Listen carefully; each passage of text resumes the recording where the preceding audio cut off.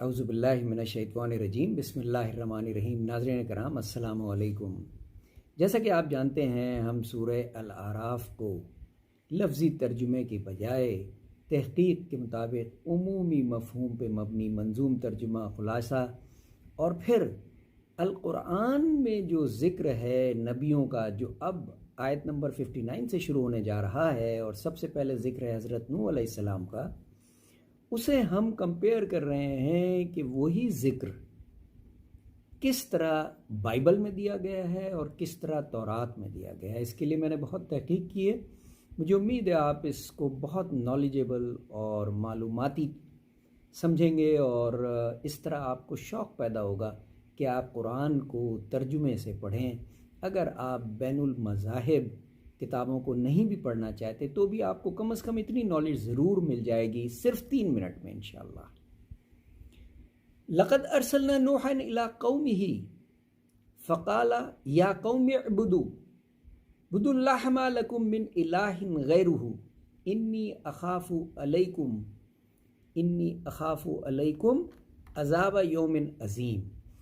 بے شک، اب یہ قرآنی آیات ہیں، بے شک بھیجا ہم نے نوح کو اس کی قوم کی طرف، بس اس نے کہا اے قوم میری بندگی کرو، اللہ کو کوئی نہیں تمہارا معبود اس کے سوا، مجھے خوف ہے تم پر ایک بڑے عذاب کے دن کا۔ حضرت نوح علیہ السلام اپنی قوم میں تقریباً 950 سال رہے۔ موجودہ نقشے کے مطابق جس علاقے میں وہ تھے اور قوم تھی وہ عراق بنتا ہے۔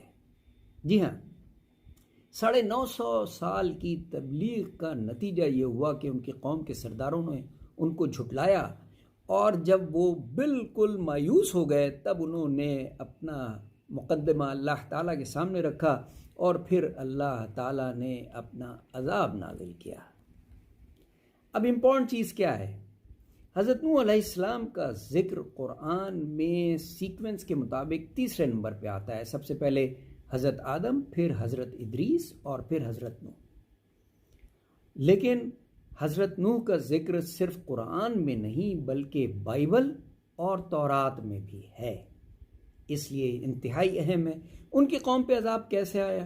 اللہ تعالیٰ نے انہیں حکم دیا کہ ایک کشتی بناؤ اور اس پہ اپنے تمام مومن اور جو تمہارے ماننے والے ہیں ان کو سوار کر لو، اور اس کے بعد میں کشتی پار لگا دوں گا۔ حضرت نوح علیہ السلام نے اپنی قوم کو بہت سمجھایا لیکن وہ نہیں مانے، حتیٰ کہ ان کا بیٹا بھی اس کشتی میں سوار نہیں ہوا، اور پھر اللہ تعالیٰ کا عذاب نازل ہوا اور اس طرح قوم نوح تباہ ہو گئی۔ صرف وہ لوگ بچے جو ان کے ماننے والے تھے۔